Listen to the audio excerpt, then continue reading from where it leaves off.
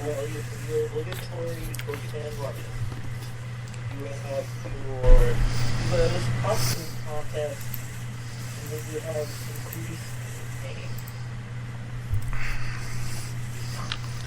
But when I watched Hell in the Cell, that was much scarier. Please tell me that I can wake up. Listen to the show.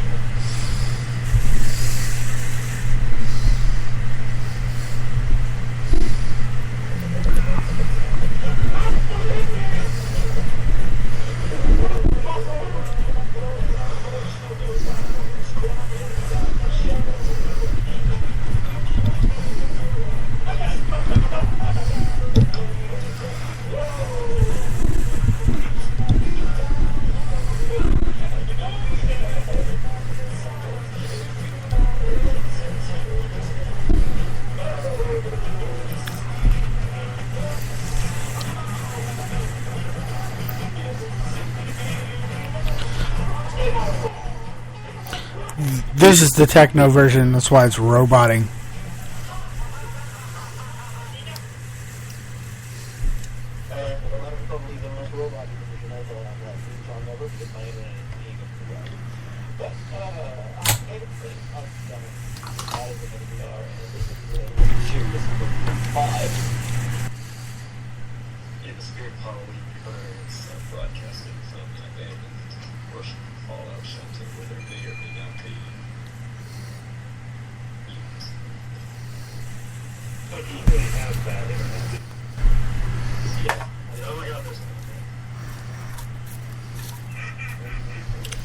Brains!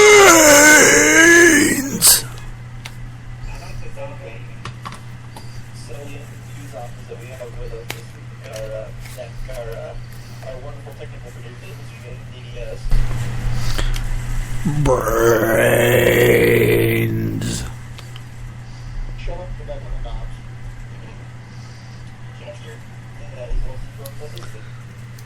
I'd say there's a zombie on your lawn, but I'm way too pissed at having my butt ends to be an origin. My death strokes, yeah. We know it's confusing, AJ. We all confused.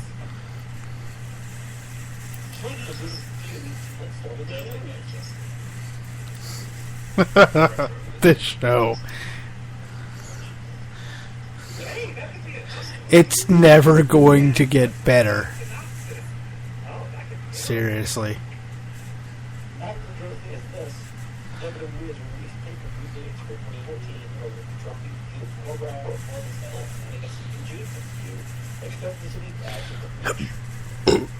Oh, excuse me. I'm.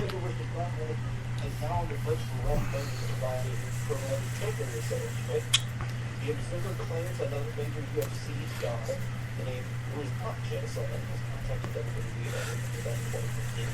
And Brooklyn NFL star Sean Morgan is reported for the multiple lift to work out, which Morgan claims is simply the visit and not a sign of potential wrestling career. Bullshit. Does anybody ever get invited to the brand new performance center without being an official candidate? I don't know.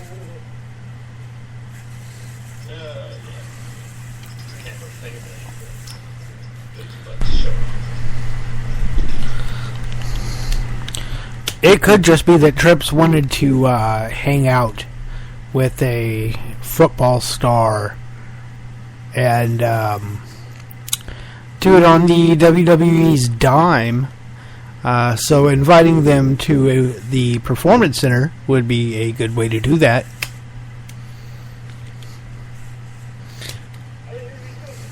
It doesn't track with me that Trips could be starstruck, but maybe I might be wrong.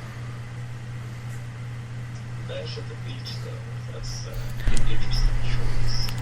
Interesting. I've got only one thing to say about that. Jesus! I'm actually okay with this.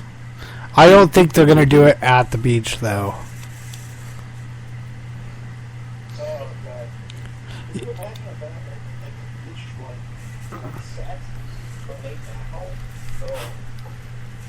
Well, all we have to go on is when WCW went to Panama City those two times.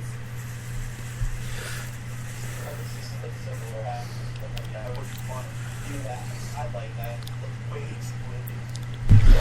The thought that crossed my mind that maybe they would make this the new mandatory Los Angeles pay-per-view against SummerSlam and draw everything.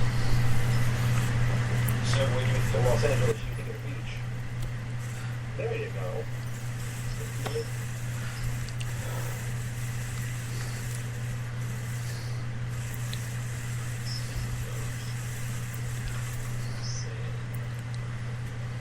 The big news is that Dave Nelson and Drew Levins radio because Sunday Cardinals are definitely looking down today and have actually been seeking biases for months now with some Cardinals interest. TM just held a talent meeting in Salt Lake City to announce three big things. First, that Impact will cease live touring and return to Universal Studios on a different soundstage than the Impact's former housing. On November 21st through the 23rd, with more tapings being negotiated for December to last until January until UK tour. Also, we're actually never in social media initiative where talents are encouraged to react to storylines and feel their characters 24/7 outside the work. And finally, Bischoff does not have to be or Ralph Lauren will be working from home going forward, which most societies could be done with data. In fact, also commented that Bischoff was out of power and gone, and would be paid until his contract is up early next year.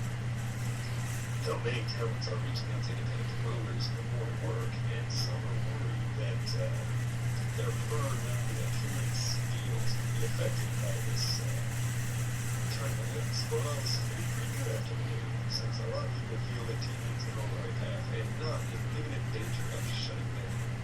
So, TNA for sale, apparently. Oh, but to private players. I'm sure they're going to sell it to Spike.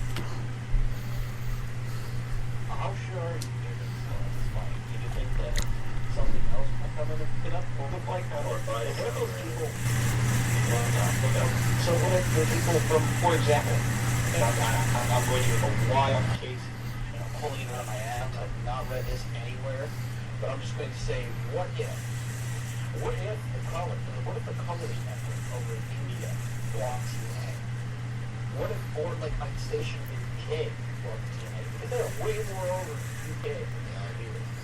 So what if they bought TNA and then had national distribution rights for the United States?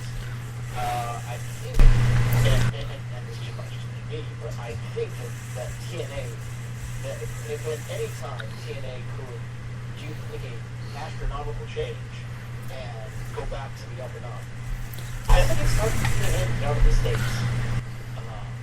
I'm calling it now, and I've seen this before.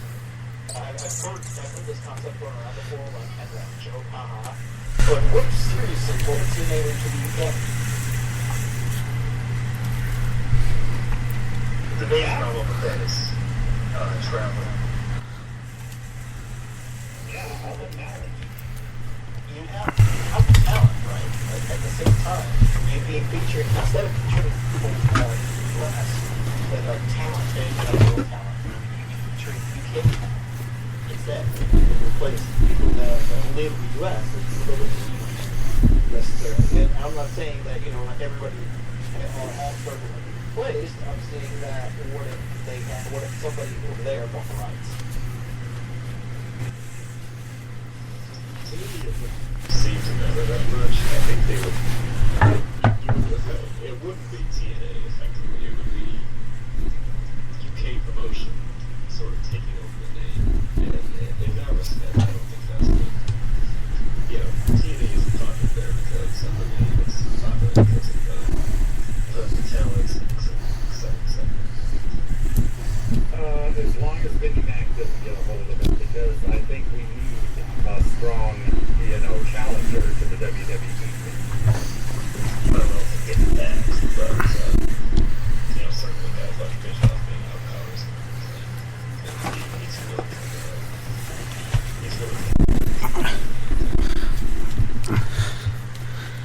Eric Bischoff is a leech on the wrestling industry. bad producing, shows and such, but as a creative director, he's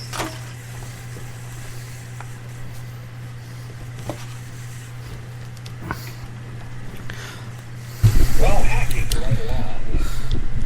In other Meltzer news, Meltzer also noted recently that the WWE pays close attention to what TNA does, and that recent storylines that seem similar are not a coincidence.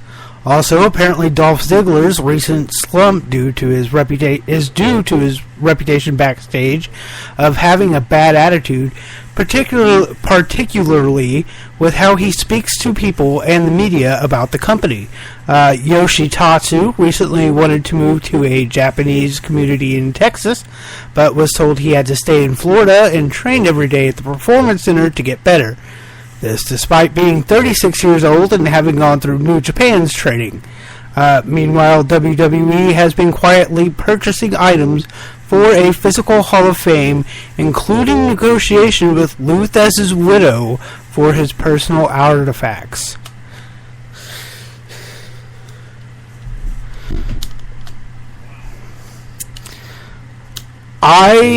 Wherever they put it, I will make a pilgrimage to see this physical Hall of Fame. Well, I think most of us would. What I was personally wondering about was the fact that we've got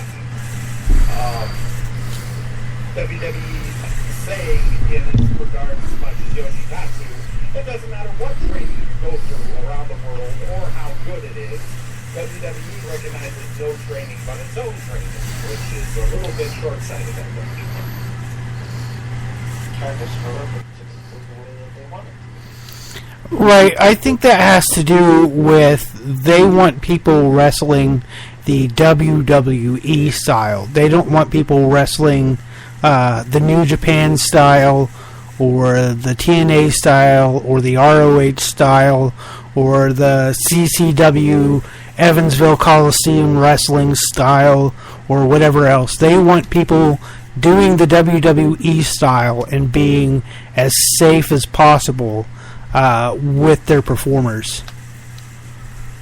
But at the same time, it's kind of the excuse that they didn't want to do because they wanted training every day at the Performance Center. But and yet,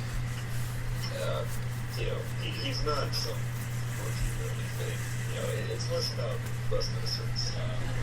At the Performance Center, what's he really doing? What's he really learning per se?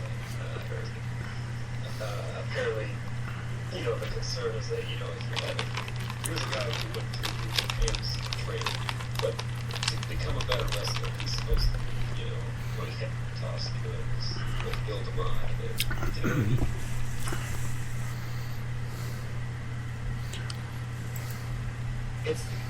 You guys are training him every day. You're paying him a very large amount of money to be on your roster. So what the hell are you doing? Exactly. Not letting him wrestle, which is what they should be doing. He should be on at least SmackDown every week, doing fucking anything, I don't care what. Just let Yoshitatsu wrestle. Apparently they consider him one of the more technical people that they have. And again, a lot of that comes from the New Japan training. So, again, it's not really a matter of... It comes off like excuses, rather than, Well, we know how highly they regard their technical wrestlers. Exactly. And Ziggler needs to be more Nemeth and less Ziggler. I hopefully someday I'll work in that physical Hall of Fame and be something other than just some idiot walking around, because I really, really, really like to work at some sort of Hall of Fame. That's kind of what I'm going to school for at this point. So anyway. So TNA, you're in trouble. F4W Online claims Bound for Glory drew 2,622 fans live, but a WWE employee who attended the event said fans had a great time. We're excited since WWE had been avoiding San Diego market for TV tickets due to Rey Mysterio being out. George Anton from Australia, who was the subject of a documentary on his fandom, was the one wearing the Hulk Hogan outfit and was asked several times to remove it but refused. As part of the AJ Styles quote walking out storyline, the plan is to have him defend the TNA World title in different promotions, including AAA this Sunday in Mexico, Wrestle One in Japan, before returning to TNA to face whoever takes over as interim TNA champion. Several dates on the UK tour will be tapings, including 2 new one-night-only tours, British Empire Cup and Jerkers Wild 2. No word on when Genesis will occur. Oh, the current what fuck that is. So basically, this is the Punk storyline from 2 years ago. They're actually going through and letting everyone, and the Daniel Bryan storyline as well, from a little while ago, when he was originally, fired from the WWE. But he's actually wrestling around the world. Which is cool. I kind of wish they had let Punk do that. Surely they could have got into some kind of agreement with a couple of the larger indie promotions, including AAA, who I'm pretty sure they have a decent relationship with. And New Japan, they probably could have got Punk over in New Japan to just, defend the title once or something, or just go over there and wrestle a couple of matches in those promotions. That would have, it's not that those people wouldn't have heard of WWE, probably, but it might have attracted their attention to the WWE. And also, it could have attracted people to those promotions that Punk went to, because they would have been curious about what the hell he's doing over there with the WWE title. An around the world pipe bomb. That sounds good. It's a very cool idea. It's a very good idea for exposure to the TNA and relationships with other promotions. And it's kind of another step in the right direction, because this something TNA used to do that it didn't really do over the Hogan Bischoff era was international play. They didn't really they didn't have a World X Cup. They didn't really have a lot of AAA involved in something that makes TNA different is that sort of international camaraderie that WWE just doesn't have anymore, because WWE is worldwide. And that's a shame.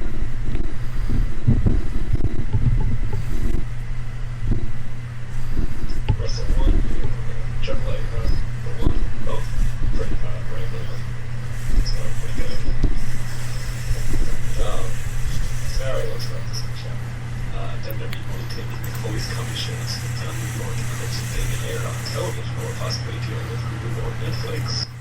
Hulk Hogan, still a free agent, is set to appear at the big event in Flushing, New York on November 9th with such names as Christopher MVP, Bruno Sammartino, Kevin Nash, Scott Hall, and Nick Hogan.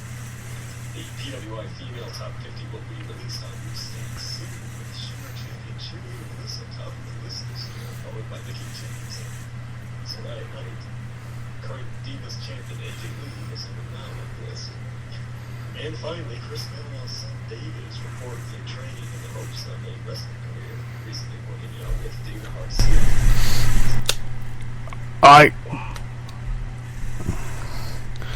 That last part should have been its own news bit, because holy fuck, everything else that you put in there, that's good stuff, and I'm interested in that.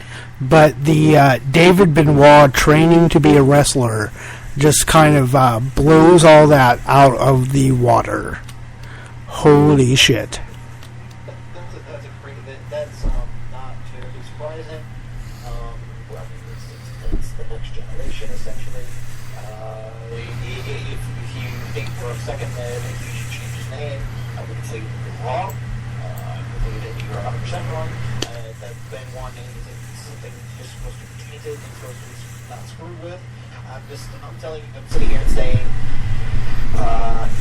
he should wrestle, and he should do what he has has to do, and I don't believe that he's going to change anything that he's doing. And as far as news bits, I would take one issue with you, Yankum. If, for some reason, the free agent, the Hulkster, Hulk Hogan, appearing at the main event in Flushing, New York. By the way, how do you feel about Flushing, New York? Well, I think it's a good idea, but if appearing in Flushing, New York, it's a Hulk Hogan, Mick Damn it, Foley, NJ. everything together, much less a match, I will be shitting myself with glee because that sounds absolutely incredible. I'm also excited for the possibility of actually getting to see a Mick Foley comedy show, whether that be on Hulu or Netflix. I have both, so I'm good with either one. I would prefer Netflix, though, because Hulu pisses me off. I won't get into that. But as far as David Benoit wrestling, I don't know that he would ever get to be in the WWE. At least not with his name.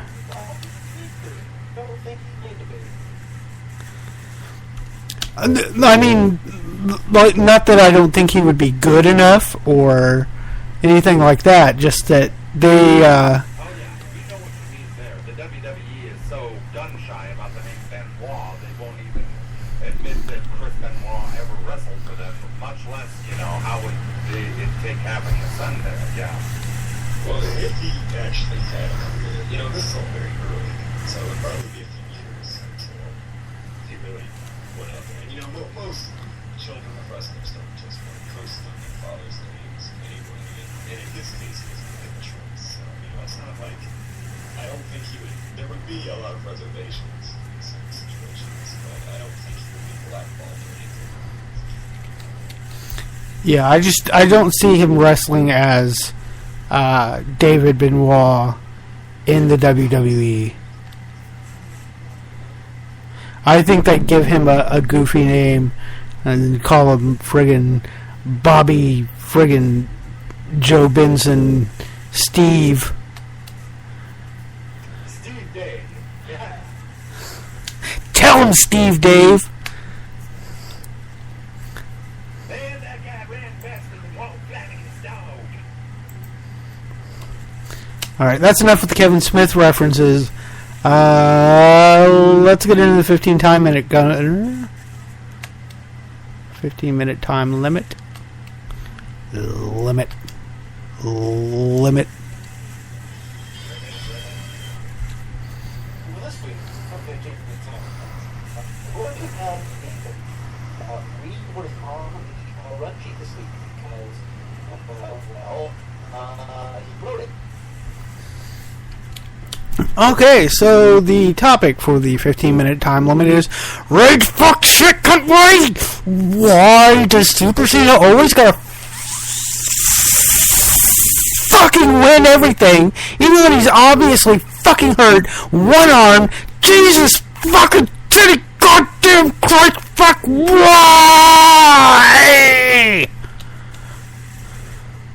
No, he was not going to the bathroom, he was just reading what was on the run sheet.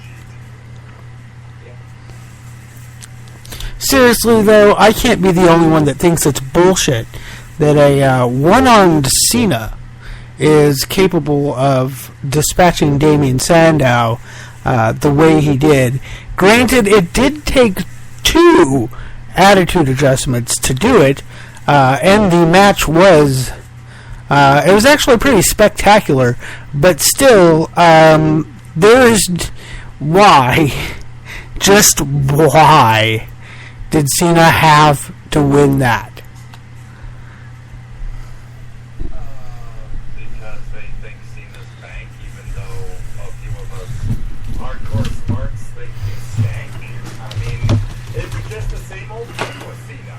He must be Superman, he must be the hero, he must be the semi-face of the company, regardless of what's going on with Randy Orton. But it's LOL Cena. I mean, I don't know how much more to describe it now that we've had years of having this shoved down our throats. Listen, here's the issue. It's not the fact that Sandow lost. It's not even the fact that Cena won. It's the fact that Cena, who we established is fresh off surgery, that he came back nearly 3 months removed from, gets the arm beaten by Sandow, slam against the Money in the Bank briefcase, slam hit with a chair in between that and the ring steps.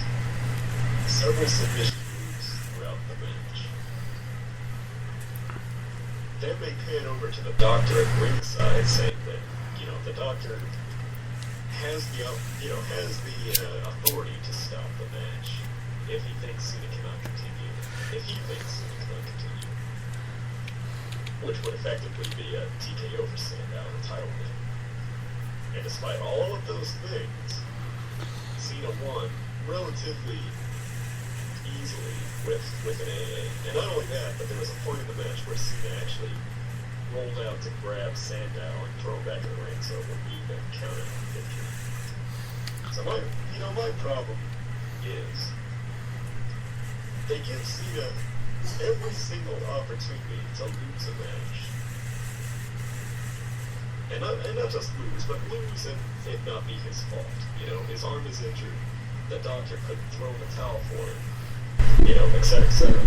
But he still wins, and still pretty easily. I mean, he was standing at the end of the match, he walked out on his own power. That's the kind of thing I kind of get tired of listening. It's not the fact that he has to win, it's the fact that he has to win so definitively. Yeah. He has to win.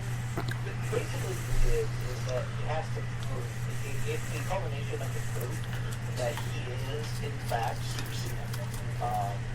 They feel like they have to show that Cena is really, really strong right now, because they want the little genies to give more money because Super Cena is so cool.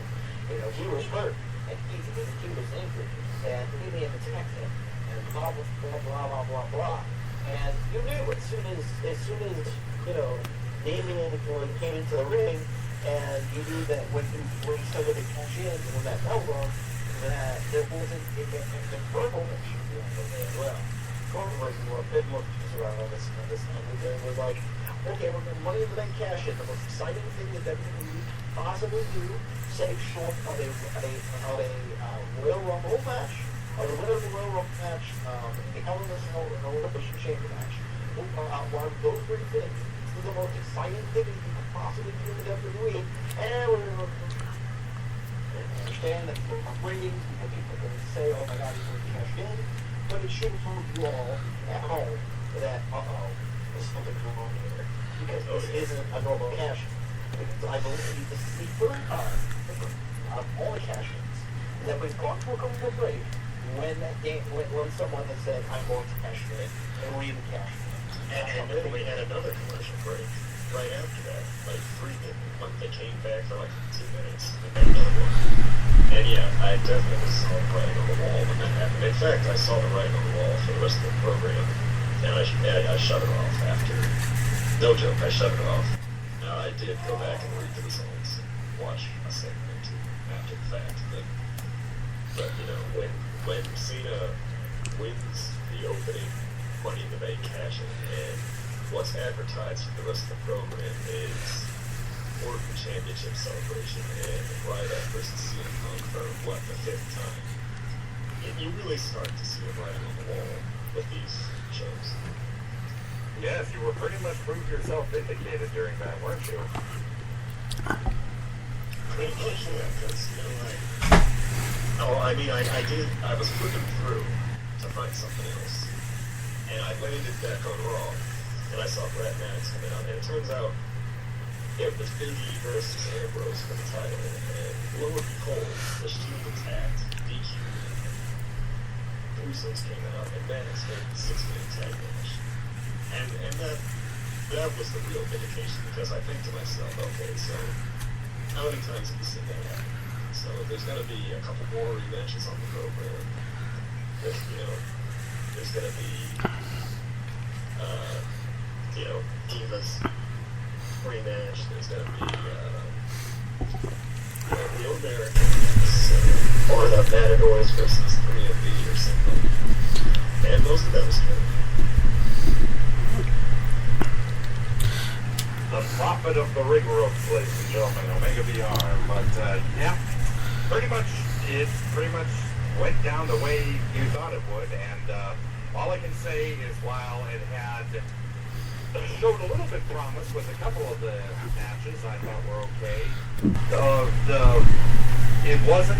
I didn't think it was a total burial of Damien Sandow. It certainly didn't, put him in the best light, as just, it was, I wish I was, I'm losing my train of thought. I wish I was dreaming this, but I don't think that having just Cena pull it out of his hind end at the end of the match was best for business, was best for Cena, was definitely not best for Sandow, wasn't best for the whole WWE. At the same time, it doesn't do you in July, and it doesn't do me now. We were very, very hopeful in July that, how it was flowing, Brian was hot, everything was going well, and now we're the authority, everything is over crap.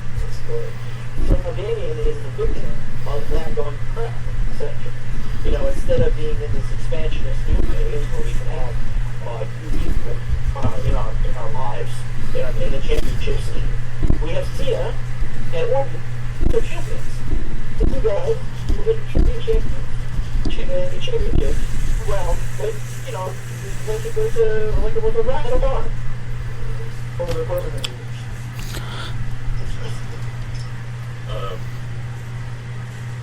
Yeah, I mean, the thing is, 3-4 month title chase for Daniel Bryan, 4 screwy finishes in a row, SummerSlam, Battleground, Hell in a Cell, Night Champions. And this is the payoff. You always have that question, what is the payoff? And really, what is the payoff to Bryan being screwed? And now out of nowhere, the Wyatts attacking. And they attack CM Punk. So, apparently the Wyatts are in the fans' back pocket now, which doesn't make that much sense. Kane, of all people, takes his mask off and declares undying loyalty to the fans. Oh, what the hell was that? Yeah. I mean, I slept on it and I thought about it and I realized, I know what they're doing. They're trying to kind of set up Survivor Series. They're kind of trying to set up Punk and Bryan and some other guys versus the Wyatts and maybe Kane or the Shield or whoever. And that's okay. But again, it just doesn't make sense. A lot of people were kind of saying, it's well, there are always people who will say, you're just upset this guy didn't win. No, I'm upset because this story doesn't have a beginning, middle, and end. It's very convoluted, and it's getting to the point where expecting common sense, expecting a story to have a beginning, middle, and end is being, too smart for your own good. And this, basically what I'm saying is, it's not some fanboy's pipe dream to expect Daniel Bryan to be champion right now. It's common sense. I mean, if you can't win it in Hell in a Cell, then where's he going to win it? And the obvious answer might be WrestleMania, but that brings me to the real problem and the real point of all this, which is if we reach the point where every other show, where the other 11 months and 12 pay-per-views are all just built to WrestleMania, not to be cute, but that's bad for business. And I just want to point out that if you're ranking WrestleMania, your big money show, and you have WrestleMania brings enough money for you to be able to say that you only want one show to really build up to, then it's perfectly acceptable to have that. I mean, obviously every show is important. Obviously every show should be important. But at the same time, it doesn't have the system where you sit there and say, well, you should have every pay-per-view mean the same thing. It's just completely bogus. That's a terrible difference right there. So that's not what I'm saying. Yeah. You know what you're saying. I'm saying that every other pay-per-view can't be a chapter in the book that is WrestleMania. They can't stretch it out so long and expect people to be satisfied. You can't have. Think of it like this: say they have Brian get screwed 4 more times at Survivor Series and TLC and the Royal Rumble and Elimination Chamber. You can't stretch it out that long. What's the point of anybody buying those shows and watching the program if WrestleMania is the main factor? You know what I mean? Right, because nothing's going to happen to further the story between now and then, so why not just wait till then to watch it?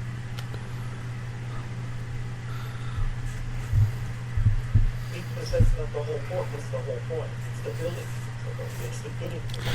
Right. It's the whole idea that maybe just progress in a fashion in which, okay, let's put it this way, right? See, Big Show in a KO match.